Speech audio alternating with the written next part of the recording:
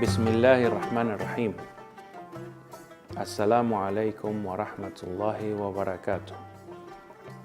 Que la paz de Dios sea con todos ustedes y sean bienvenidos a este programa, La Voz del Islam, que es una producción del Centro Islámico Boliviano que tiene por objeto presentarle a la población cruceña y a la población boliviana también cuál es la realidad del Islam lo más cercano posible a la verdad desde el punto de vista obviamente de los musulmanes.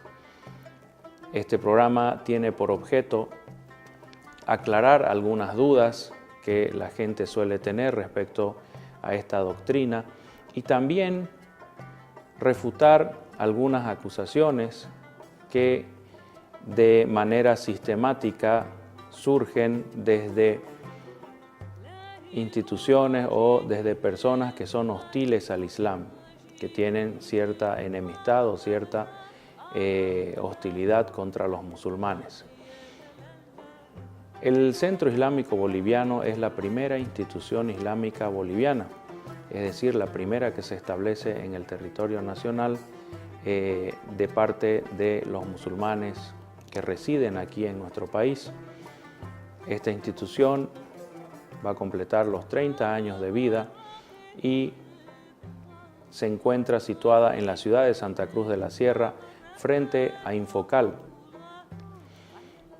en la calle San Joaquín número 2815, casi llegando al tercer anillo interno entre las avenidas Virgen de Cotoca y Canal Cotoca, como les dije antes, frente al Instituto Infocal. El Centro Islámico Boliviano fue constituido con el objeto de comunicar a la gente y divulgar entre la población boliviana cuál es el mensaje del Islam.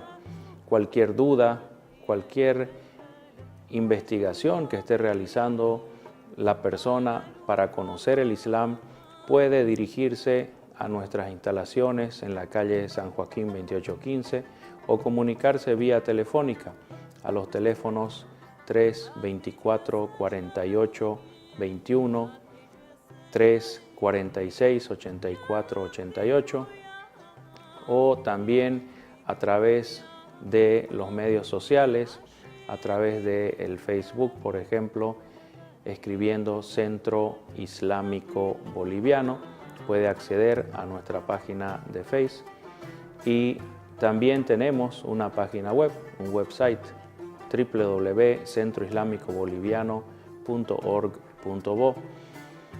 En fin, es lo primero que una persona desea conocer respecto al Islam, pues es conocer a los musulmanes, a los que profesan esta religión, y los musulmanes están también dispuestos a compartir lo que saben respecto al Islam.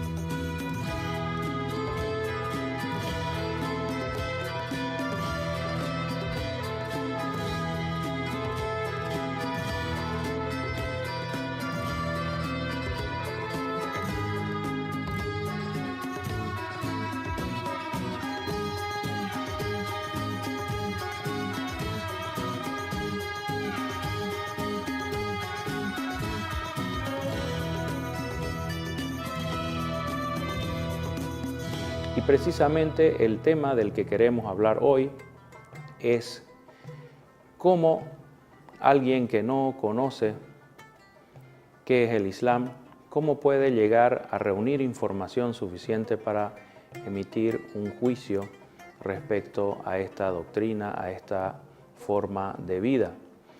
Pues, primero que nada, el musulmán es una persona que debe estar convencida, racionalmente convencida, de que el mensaje del Islam es un mensaje proveniente de Dios. Entonces, la base para el conocimiento o el entendimiento del Islam es la fe en Dios, en un ser creador de todo lo existente, creador del universo o de los universos que puedan haber, que es el que establece esta dimensión, esta forma de vida que tenemos nosotros, y es el origen de todo lo que existe. Este Dios no se lo puede representar con forma humana, es decir, no es un ser humano, no tiene forma humana, aunque a veces se exprese para que nosotros los seres humanos lo entendamos de esa manera, con expresiones como las que usamos nosotros. Por ejemplo, a veces dice la mano de Dios, la faz de Dios, pero de ninguna manera se debe interpretar a este Dios como un ser humano, como un ser falible, como un ser que se olvida, que se contradice. Estamos hablando aquí de un ser que está por encima de la existencia, por encima de las leyes de la naturaleza y sobre todo está por encima del transcurso del tiempo. No es algo que se lo pueda medir con un principio o un final. Por ejemplo, tenemos el caso del profeta Jesús. Todos saben cuándo nació, algunos incluso llegan a decir cuándo murió, ¿no es cierto? Nació, era pequeñito, fue creciendo, tenía necesidades de alimentarse, de dormir, de comer, sentía cansancio, le venía sueño. Este tipo de comportamiento, que es muy natural en un ser humano, no es aplicable a el Dios que conocen los musulmanes. Este Dios no le viene ninguna necesidad fisiológica. ¿Por qué? Porque está por encima de la materia, no tiene un cuerpo material, no tiene espacios que deba llenar o deba satisfacer del modo material. Entonces, lo primero que debemos conocer para entender el mensaje del Islam es la existencia de Dios, un único Dios creador. Este Dios creador de todo es perfecto, es decir, está por encima de toda debilidad, está por encima de toda contradicción, está por encima de toda parcialidad. Dios no puede ser el Dios de una tribu o de un pueblo solamente en contra de los demás pueblos. Dios no puede exigir a la humanidad estar al servicio de un pueblo. Dios no es un tótem tribal, no es un Dios nacional. Es para todos, para los ricos, para los pobres, para los americanos, para los asiáticos, en fin. Pero ahora que entendemos lo que los musulmanes llaman at-tawhid, el monoteísmo, debemos entender también algo tal vez mucho más grave, ¿no es cierto? La importancia de la fe en un solo Dios es básica en el Islam, pero la pregunta tal vez que se hace la gente es ¿cómo nos comunicamos con ese Dios? Ya es fácil hablar de Dios, de dioses, los griegos tenían docenas de dioses, pero ¿cómo nos comunicamos a través de nuestros sentidos, que son las herramientas de las cuales estamos dotados nosotros para poder conocer el mundo, para poder saber lo que sucede a nuestro alrededor? ¿Cómo los sentidos pueden captar a Dios? Pues el Islam establece claramente que los sentidos materiales no pueden captar directamente la esencia de Dios.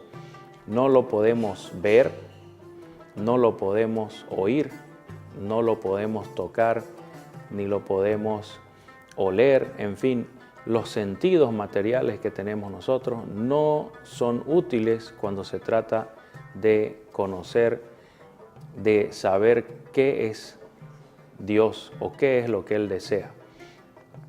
Pero sin embargo, Dios sabe esto, Él nos creó así, sabe que nosotros tenemos sentidos bastante limitados. Por eso puso en nosotros el intelecto, la razón, que es una especie de sentido también, pero que nos proyecta al campo de lo subjetivo. Es decir, que a través del intelecto, a través de la razón, nosotros podemos conocer conceptos que no se manifiestan materialmente, que no los podemos sentir con la vista, con el oído, con el tacto o el olfato. No los podemos percibir. pero sí estos conceptos los podemos percibir a través del uso de la razón, a través de nuestro intelecto. Entonces ahí es donde empieza la gente a darse cuenta de que todo este universo, toda esta creación, con tantas leyes naturales, con tanto orden, no puede ser creado de la nada. Tiene que haber un originador. Este es el camino que tomaron muchos de los filósofos en la antigüedad. Tenemos, por ejemplo, varios de los filósofos griegos que nos hablaron de un ser originador del universo. Tenemos el caso de Sócrates, que incluso él fue ejecutado por su propia gente, por los atenienses. Fue ejecutado porque ellos tenían sus costumbres, sus creencias idólatras, y cuando él, a través del uso de la razón, a través del pensamiento filosófico, llegó a la conclusión de que todo el universo debía tener un creador, un motor generador de toda la existencia, estos atenienses, cerrados en su conocimiento, digamos, parcial de la realidad, reaccionaron violentamente, lo apresaron y lo ejecutaron, ¿no es cierto? Entonces, a Dios lo podemos conocer a través de la razón. Sin embargo, la razón solo nos puede indicar la existencia de Dios. Nos puede indicar qué cosa no es Dios, qué es lo que originaría el universo, pero no nos puede dar más detalles respecto a Dios, porque la razón también se alimenta de los sentidos, se alimenta de lo material, aunque navegue en espacios subjetivos, en el pensamiento, la razón sigue anclada, sigue atada a lo que es material. Por eso, Dios de tiempo en tiempo se manifiesta de manera material, no para que nosotros lo veamos, sino que lo hace a través de lo que llamamos la revelación. Por eso la palabra revelación, que significa descubrir y mostrar algo. Entonces, Dios, a través de la revelación, se manifiesta a nosotros de forma material. ¿Pero cómo? Lo hace a través de sus palabras, que son registradas materialmente. Primero, a través de la persona que recibe la revelación. En el caso de los musulmanes dicen que estas personas que han recibido la revelación son bastantes y hay por lo menos una en cada pueblo. Serían lo que llamamos los profetas y mensajeros de Dios. El último de estos profetas y mensajeros de Dios es Muhammad, un hombre nacido en Arabia hace más de 1400 años. Este hombre, al igual que anteriormente lo hiciera Jesús, Juan el Bautista, Moisés, Abraham, este hombre recibió una revelación, recibió un mensaje. Él tuvo la oportunidad de conocer información que está oculta para la mayoría de los seres humanos y que sin embargo se le mostró a él.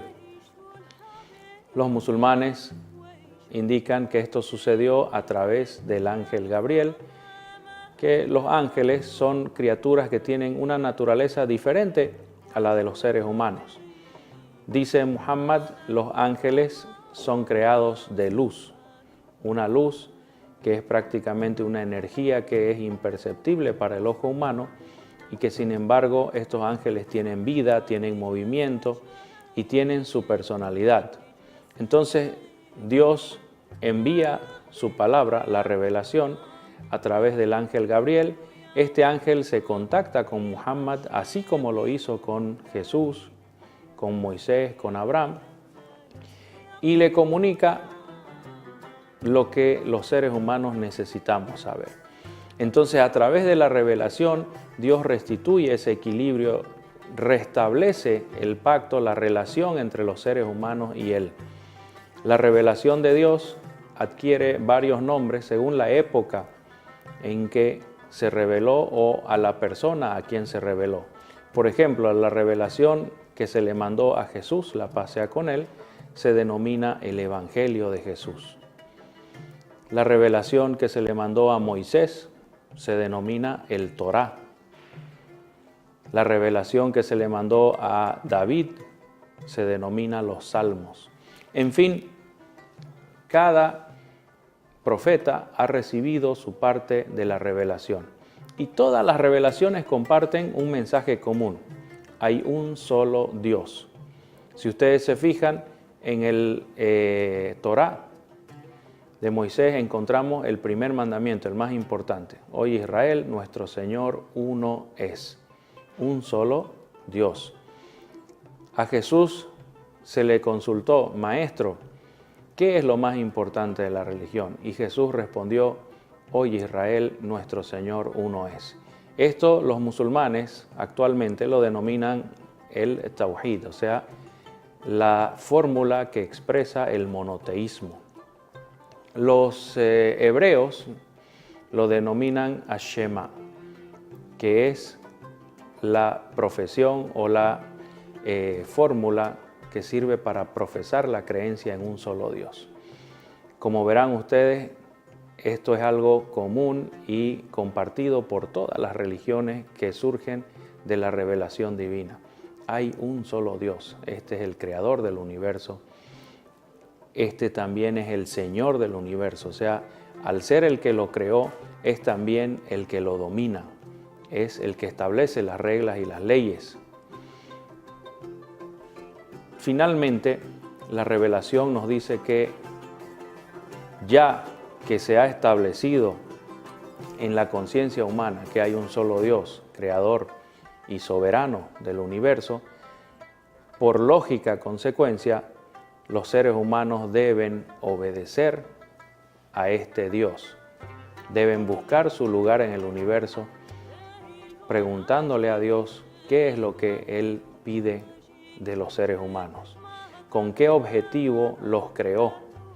Y ahí también Dios facilita a través de la revelación cuál es su voluntad, con qué objeto creó a los seres humanos, para qué los hizo. Dios dice en el Corán, que fue revelado a Muhammad, no hemos creado a los genios, a los jinn, ni a los seres humanos, sino para que me adoren. Es decir, que la adoración a Dios es el objetivo, es el fin con el cual se creó a los seres humanos. Y uno se preguntará, ¿por qué Dios necesita crear una especie, una raza que lo adore? La creación es una manifestación material de la grandeza de Dios, de la naturaleza de Dios, de su esencia. Al ser Dios perfecto, infinito, todopoderoso, es normal que su creación manifieste esta su grandeza y perfección de Dios. Sin embargo, al principio en la tierra teníamos elementos químicos, roca, agua, toda clase de sustancias inertes. Posteriormente surge la vida a través de plantas y animales que surgen en los mares, ¿no es cierto? Dice Dios en el Sagrado Corán, del agua extrajimos toda vida. Sin embargo, la vida vegetal y la vida animal es como que está en una situación intermedia, ¿no es cierto? Ni los animales ni las plantas tienen la facultad de razonar, tampoco pueden establecer pensamientos abstractos, por lo menos de un modo que nosotros, los seres humanos, podamos entender. Y los animales y las plantas, sobre todo, no tienen elección. Un animal no puede elegir su forma de vivir.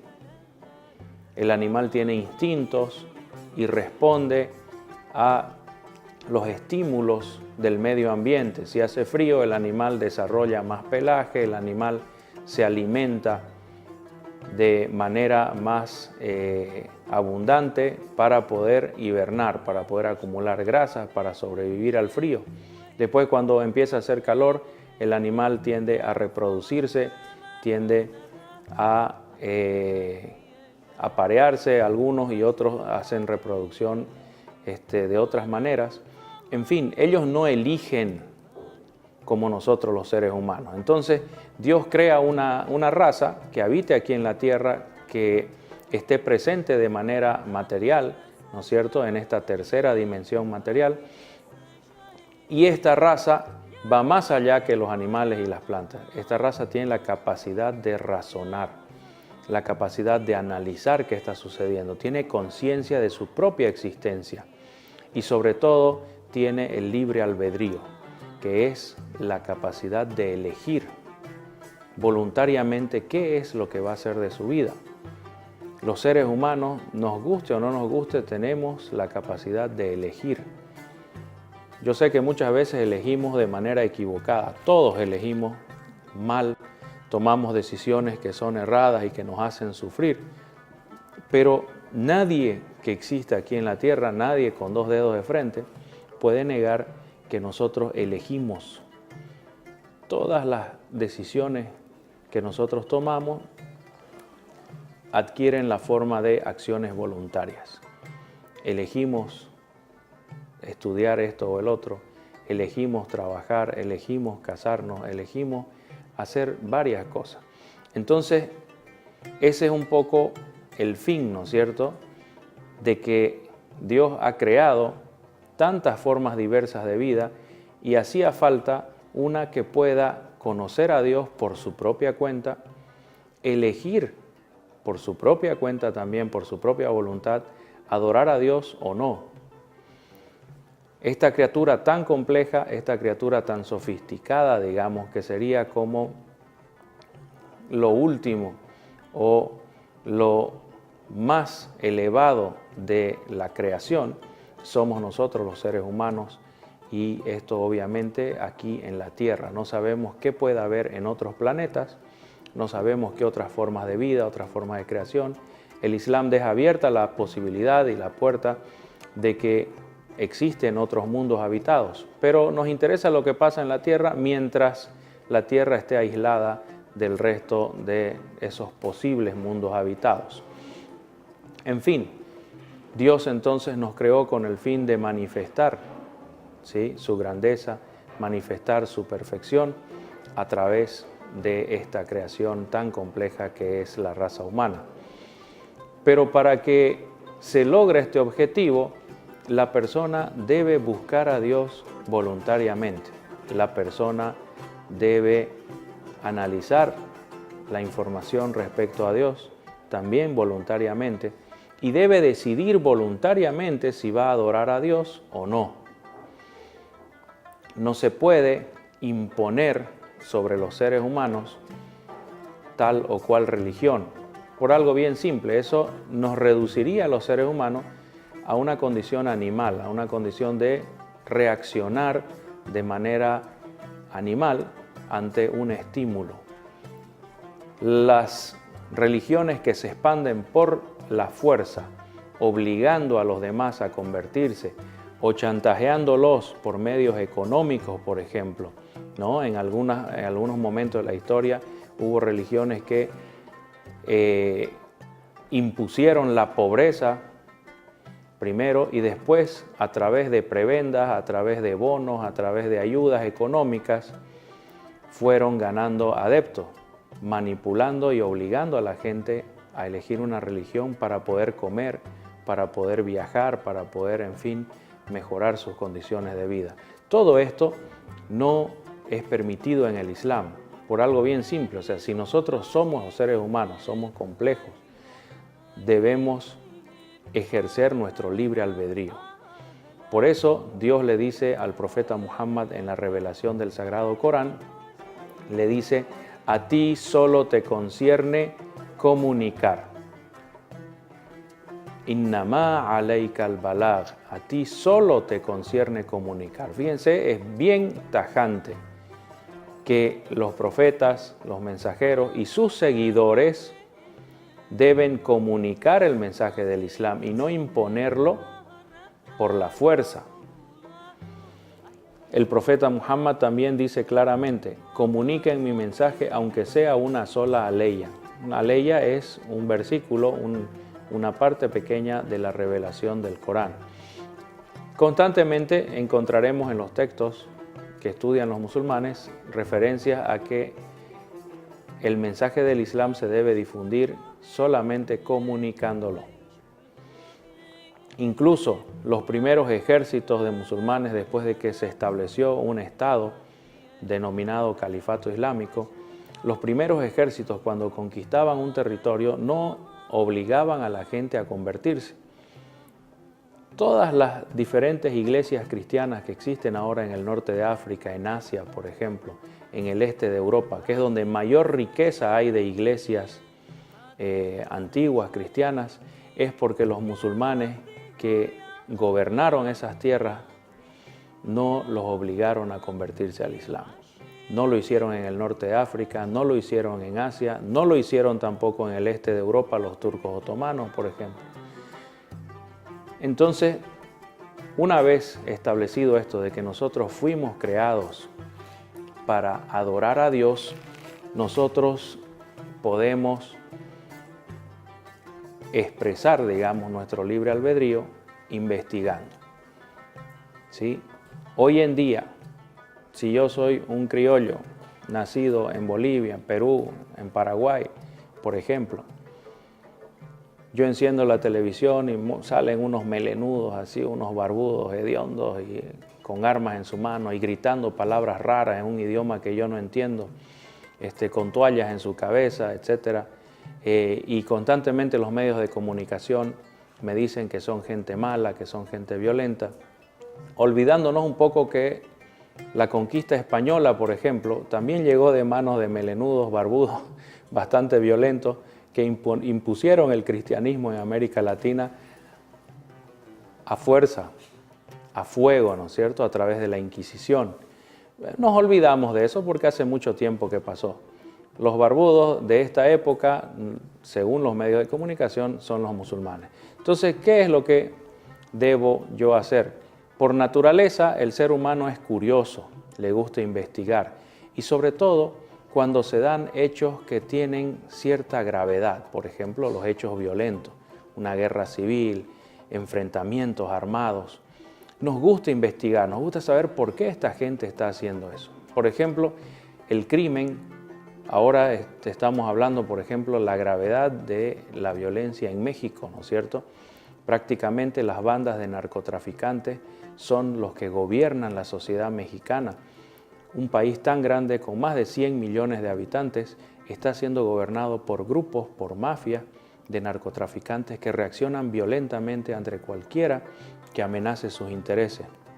Tienen guerras civiles, combaten entre ellos. Entonces es natural, fíjense, ahora los periodistas, los investigadores, los sociólogos están tratando de averiguar cómo surge este fenómeno del narcotráfico en América Latina. Cómo es que se mata tanta gente. En México mueren muchas más personas que en cualquier guerra civil del mundo y sin embargo se considera que México es un país que está en paz. En Colombia anualmente mueren más de 10.000 personas de muerte violenta como resultado de la violencia y el consumo de bebidas alcohólicas y otras drogas.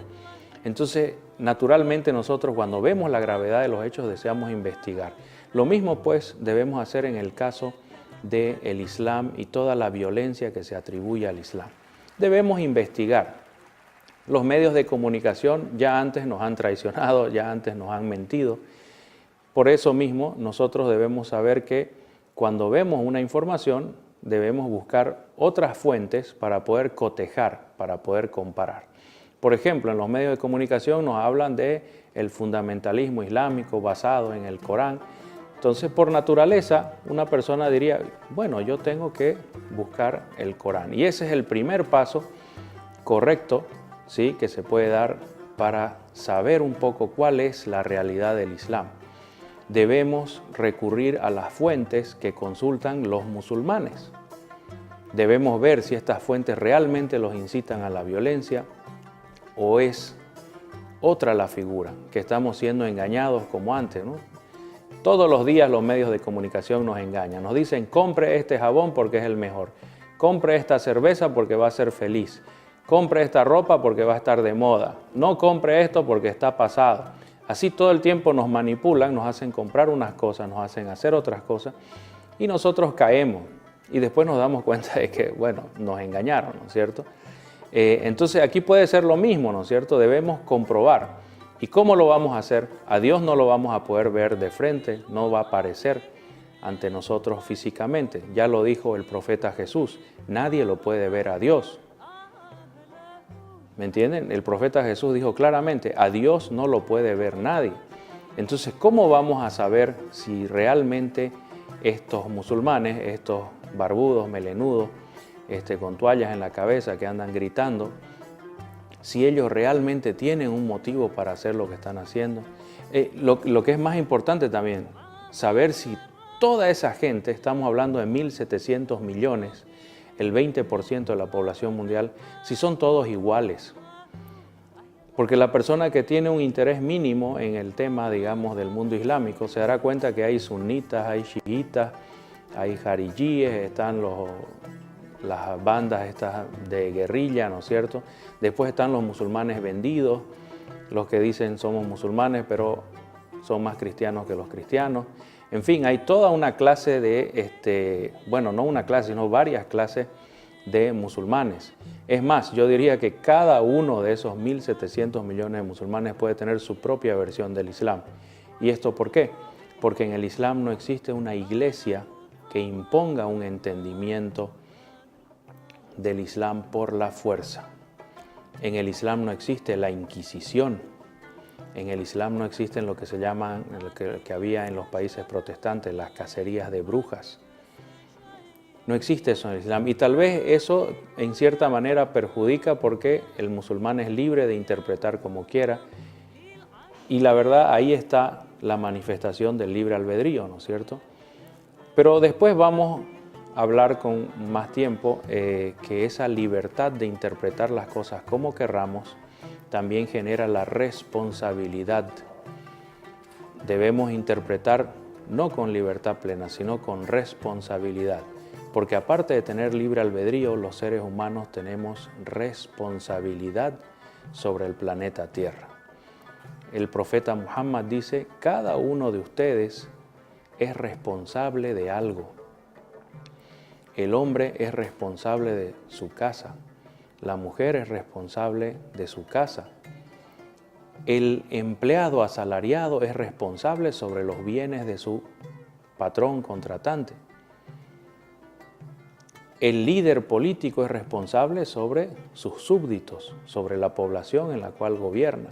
En fin, cada uno de ustedes es pastor y tiene su rebaño, es decir, que es responsable por algo. Y la raza humana, como todo, es responsable de civilizar la tierra.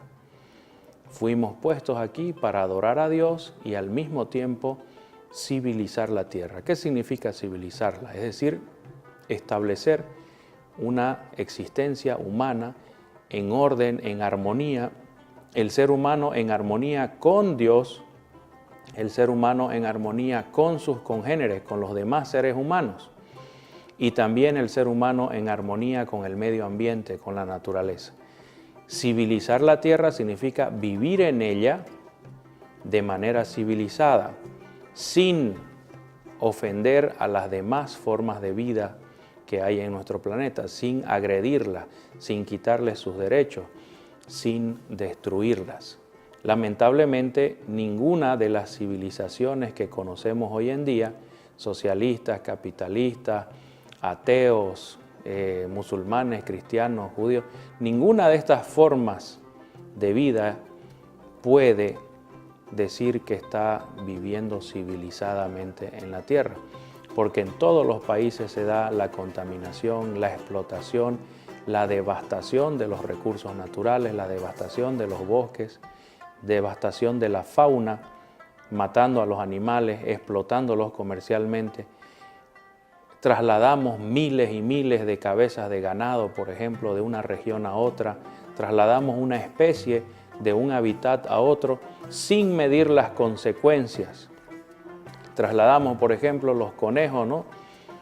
En el principio del siglo XX se trasladaron extensivamente a Australia y después se dio una plaga de conejos. Después vino una plaga de sapos, etc. Trasladamos sin medir las consecuencias. Lo mismo hacemos con los seres humanos.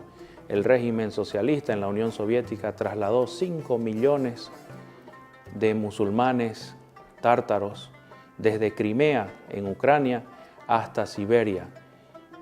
El 95% de estas personas murió en el camino. ¿Saben lo que es tener que ir en tren con esa nieve, con el frío, con niños, con ancianos? Los soviéticos trasladaron a 5 millones de personas y al otro lado, al destino final, solo llegaron 200 y tantos mil. Devastaron un pueblo entero. ¿Por qué? Porque no entendemos lo que es vivir civilizadamente. No tenemos armonía, no tenemos paz. Y la palabra Islam significa rendirse, entregarse a la voluntad de Dios para conseguir paz. Islam es el sometimiento voluntario a Dios para conseguir paz, para vivir en armonía en esta tierra y para lograr la complacencia de Dios en la otra vida. Entonces, fíjense, una vez que nosotros nos interesamos por este tema, lo primero que debemos consultar es el Sagrado Corán, que es el texto básico de los musulmanes. El Sagrado Corán es un libro que se reveló en árabe para que lo entienda la persona que lo recibió, ¿no es cierto? Muhammad era un hombre árabe que hablaba árabe clásico y para que él pueda entender el Corán, se le reveló a él en árabe clásico, así como a Moisés se le reveló en hebreo clásico y a Jesús se le reveló el Evangelio en arameo, que era otro idioma semita de esa época. El punto es que el Corán original está en idioma árabe y nosotros aquí en Santa Cruz, en La Paz, en Cochabamba, si nosotros queremos acceder al conocimiento que está contenido en el Corán, lo debemos hacer a través de una traducción.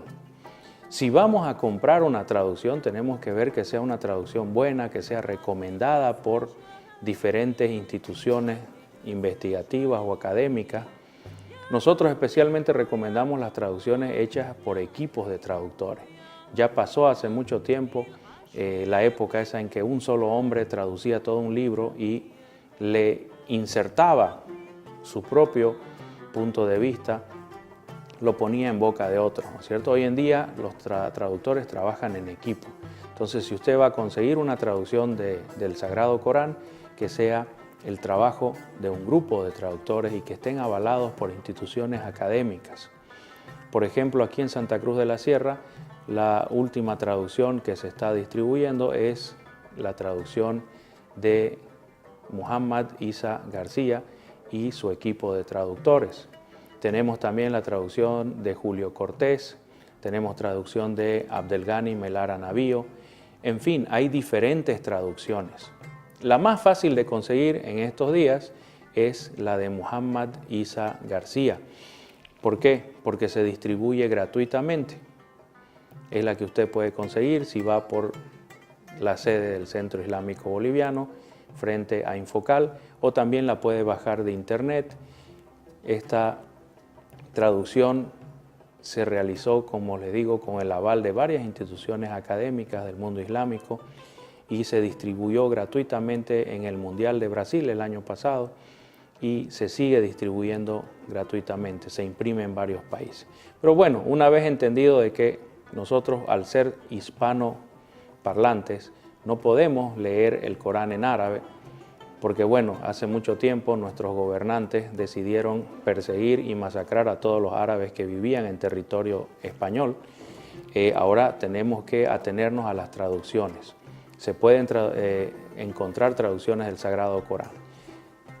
Como el Corán es un libro que se escribió hace 1400 años, que se reveló primero de forma verbal, oral, al profeta Muhammad, y después se puso por escrito hace más de 1400 años, tal vez necesitemos algunos otros textos que nos sirvan de apoyo. El Centro Islámico Boliviano, por ejemplo, ofrece una breve guía ilustrada para entender el Islam, que es un texto de apoyo a la lectura del Sagrado Corán. El Sagrado Corán básicamente contiene amonestaciones, es decir, advertencias a los seres humanos, contiene también albricias, anunciar cosas buenas que nos esperan si tenemos la complacencia de Dios. El Sagrado Corán también tiene información científica que son evidencias de que este libro no surge de la cabeza de Muhammad. Si fuese el Corán fruto de la mente de un árabe de hace 1400 años, lo encontrarían lleno de supersticiones y leyendas, cosas que contradicen a la ciencia, cosas que contradicen a la lógica. Y hasta el día de hoy, miles de personas, cristianos, judíos, están leyendo el Corán con la intención de encontrar en él contradicciones. Hasta el día de hoy no se ha podido establecer una contradicción en el Sagrado Corán que se pueda tomar en cuenta científica o académicamente. Entonces, le recomendamos empezar su investigación leyendo el Sagrado Corán. Después de consultar, de leer el Sagrado Corán, usted se va a dar cuenta que necesita algunos otros textos de apoyo. Por ejemplo, necesita una biografía del profeta Muhammad para entender cómo se relaciona la revelación con la vida misma del profeta Muhammad. Porque, ojo, el Sagrado Corán es la palabra de Dios, pero ¿quién es el que mejor la entiende? El que sabe las circunstancias de cada uno de los versículos del Sagrado Corán, o aleyas, como se llaman, es el profeta Muhammad, ¿no es cierto? Así como Jesús, la paz sea con él, fue el profeta encargado de explicar el Evangelio, o Moisés fue el profeta encargado de explicar la Torá. Entonces, cada revelación de Dios debe ser contextualizada con la biografía del hombre que la recibió. Jesús en el Evangelio, Moisés en el Torá, y en el Corán es la biografía de Muhammad. Entonces, ármese de este tipo de textos, ¿no es cierto?, que sean confiables, el Sagrado Corán traducido al idioma español, una biografía del profeta Muhammad, un libro que le explique los términos que se utilizan en el Sagrado Corán, como es el caso del Centro Islámico, distribuye una breve guía ilustrada para entender el Islam. Y hay otros libros que le pueden ayudar en ese mismo transcurso. Si usted lo hace seriamente, con sinceridad, buscando la verdad, y no lo hace por perjuicio, usted va a poder acercarse bastante a lo que es el mensaje del Islam. Y usted va a poder juzgar por su propia cuenta. Todos los seres humanos somos libres de decidir. Todos los seres humanos debemos ubicarnos en este universo, buscar cuál es nuestro objetivo, cuál es el fin de nuestra existencia y empezar a practicar. La palabra Islam, para terminar, es un verbo. No es un sustantivo común y corriente como decir cristianismo, budismo, judaísmo. No, el Islam es un verbo, es la acción de entregarse a la voluntad de Dios. Si usted descubre que lo que está escrito ahí en el Corán es algo real, es realmente emanado de Dios, usted va a tener que responder a ese llamado entregándose a la voluntad de Dios, viviendo de acuerdo a lo que Dios pide de nosotros. Pero ese ya es otro tema, ¿no es cierto?, que si Dios quiere lo podremos desarrollar más adelante. Le agradecemos mucho por su paciencia, esperamos contar con ustedes en otro capítulo de La Voz del Islam y les recomendamos comunicarse con el Centro Islámico Boliviano para cualquier duda que tuvieran sobre el Islam. Es bueno saber cuál es la opinión de los musulmanes y después nosotros elaborar nuestra propia opinión también. Muchas gracias y que la paz de Dios sea con todos ustedes. Wassalamu alaikum wa rahmatullahi wa barakatuh.